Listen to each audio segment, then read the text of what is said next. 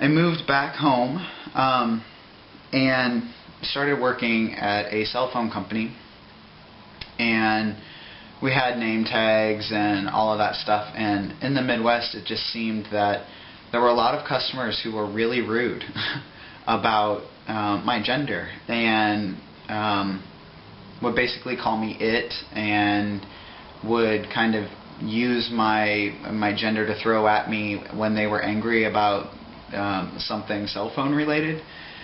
And that became a real problem for me. I think that I had always, from the time that I was 19 until the time that I was 27, or 26, I guess, I had always lived in pretty liberal places. So coming back to the Midwest was really difficult for me. And at that point, I started thinking about, well, maybe if I had a nickname on my name tag or something, to where if people were questioning my gender, then they could not throw it in my face, but they could just leave and talk about me after they left, and that would be fine, and just leave confused, and that maybe that would make my life easier. I didn't end up doing that. I didn't get a different name at that point or anything like that, but I started to really make a lot of decisions for myself. And so I came out to my parents 2.5 years ago and just texted them and said, hey, there's a 2020 special on tonight, why don't you watch it and let's talk after. So they called me after, and we talked for an hour and a half or 2 hours, and I was really honest with them and told them that I really wanted to have chest surgery, and that I really think that I needed to change my name and all of that kind of stuff. They were very supportive, but did not really understand and didn't really know anything about being transgendered. So that's when the education process started for me with my parents. And I moved away to, I think, be able to make decisions on my own and not be influenced by what my parents, my family, who they wanted me to be, or my friends here. I wanted to be able to make those decisions on my own and be free from all of those outside influences. So I moved and registered for the Southern Comfort Conference and went to that in Atlanta a year ago, a little over a year ago, in 2007, I guess, and went to see a therapist in Austin, where I was living, and decided that I wanted to have chest surgery because I knew that 100%. I really felt like I had no connection to my chest in any way, and so I felt really comfortable with making that decision. At that point, I hadn't really thought about hormones. I think because I was raised Catholic and felt like I wasn't supposed to mess with how I was created, and the chemistry of hormones really scared me, and but I knew 100% that I wanted to have chest surgery. So I had a consultation, and it was the only doctor that I went to in San Antonio, and decided to go with him, and my parents paid for it. I'm very grateful for that and very lucky to have them in my life. After I had chest surgery, I would look in the mirror and just started to feel like that wasn't all that I needed to do, that I still wasn't comfortable with my body. I didn't like my shape, I didn't like the texture of my skin, and I just didn't feel at home in my body still. So I started to think a lot about hormones, and actually said, 1 month to my roommate, let's count how many days I say I want to go on testosterone, because I think that that'll be really telling.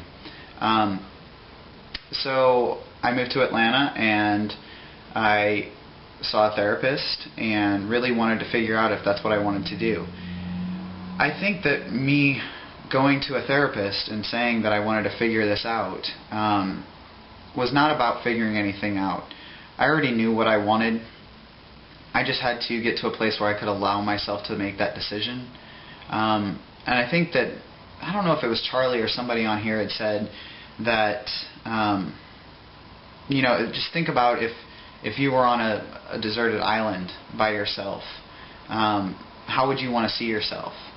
And I've thought about that for years and realized that, if my parents weren't around and, if everybody else didn't exist, that I would want to be a guy and that I would want to go on hormones, or not that I would want to be a guy, but that I am a guy. And I needed to figure out a way to make my body, my reflection in the mirror, look the same as how I felt inside. So I talked to a lot of people and really worked through my feelings so that I could make a solid decision. In that process, I educated my parents more, gave them more books to read, had a lot of conversations with them to where I really talked to them about my feelings. I didn't throw terms at them and try to make them understand some sort of condition or anything like that, but told them really honestly and genuinely how I felt, and that I didn't feel that the way that I was being seen was accurate, I guess. So I decided at that point to go ahead and get on hormones, and it's been, I guess, 3.5 months now, almost 4. And I'm super excited with all of the changes that I've seen so far, and I don't regret anything. But that's kind of been my process, I guess. Just allowing myself to be who I am and to not worry about what other people think. And I mean, I'm not saying it was easy by any means. It's been a struggle, and I think that everybody can relate to that. It's definitely been a struggle, but I haven't had a horrible life. My mom at some points has said, like, what did I do wrong? And it makes me feel horrible because I don't feel like she did anything wrong. I don't feel like either of my parents did anything wrong. And she says, I wish that I could change this for you. I wish I could make it go away. And I've said to her, this is who I am. This is all that I've ever known. Don't feel sorry for me. This is it. This is all that I've known. So I don't know any other way. And I'm happy, and I'll figure out my life and take it one step at a time, and it'll be okay. And I mean, I couldn't do it without their support, and I have to say that the YouTube community has been great. Just being able to watch other people's videos and to realize that I'm not alone and everything. So I appreciate all you guys. But anyway, so that's my process, and I'll do, I want to talk about a couple of other things, so I'll do another video here shortly. So hope everybody's doing well. Take care.